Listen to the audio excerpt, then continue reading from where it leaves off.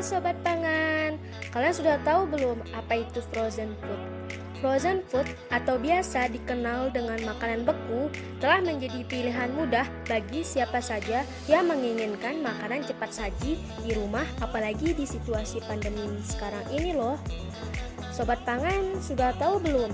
Meskipun makanan beku ini bisa nyaman dikonsumsi, ternyata ada banyak juga loh yang menawarkan nutrisi buruknya. Yuk kita simak pendapat dari teman-teman tentang frozen food. Jadi frozen food adalah makanan yang dibekukan dengan tujuan untuk mengawetkan makanan tersebut hingga siap untuk dikonsumsi.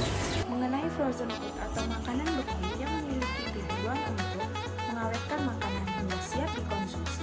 Oke, jadi frozen food atau yang biasa kita sebut dengan makanan beku merupakan makanan yang dibekukan bertujuan untuk memberikan kesegaran dan keawetan dari makanan tersebut. Jadi ada beberapa jenis makanan yang bisa kita bekukan, misalnya seperti sayuran, buah-buahan, daging, dan masih banyak lainnya.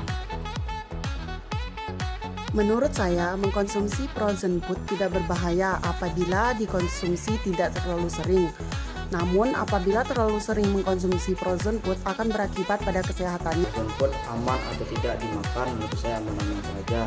Tapi harus melihat kualitas tabel nutrisi dari makanan atau produk tersebut, dan juga harus melihat kadar gula, garam, dan lemak dari produk atau makanan tersebut.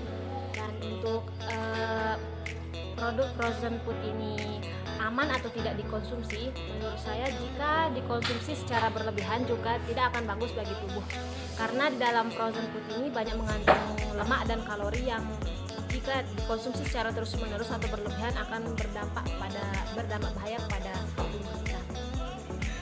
Itulah pendapat dari teman-teman kita sobat. Yuk kita bahas lebih lengkap lagi tentang frozen food. Menurut literatur, tidak semua frozen food itu jahat. Seperti buah-buahan dan sayuran beku dapat membantu kita mencegah kehilangan nutrisi. Namun penting untuk kita agar menjaga jumlah asupan makanan beku karena ia memiliki efek samping, yaitu mengandung minyak kelapa sawit terhidrogenasi yang memiliki lemak trans berbahaya.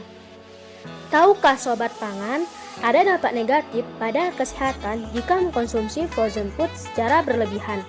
Apa saja itu? Yang pertama, diabetes. Ini disebabkan karena pada makanan beku terdapat pati yang digunakan untuk menjaga makanan beku tetap segar dan juga menambah cita rasa. Pati ini pada dasarnya adalah polimer glukosa.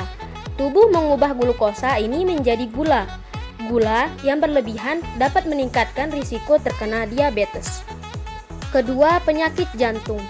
Ini disebabkan karena frozen food kaya akan lemak trans yang meningkatkan risiko terkena penyakit jantung. Ketiga, tekanan darah tinggi. Frozen food yang tinggi gula atau garam dapat mempengaruhi tekanan darah secara negatif dan menyebabkan lonjakan tekanan darah penyebab hipertensi. Yang keempat, ada kanker. Frozen food, khususnya daging, dapat menyebabkan kanker pankreas seperti hotdog dan sosis beku yang meningkatkan risiko kanker lebih dari 65%. Wah, banyak banget ya dampak negatif yang timbul dari mengkonsumsi frozen food. Asosiasi Diabetes Amerika menyarankan untuk memeriksa label nutrisi secara teratur. Sobat Pangan harus memilih frozen food yang memiliki 500 atau lebih sedikit miligram kalori dan 600 atau lebih sedikit miligram natrium.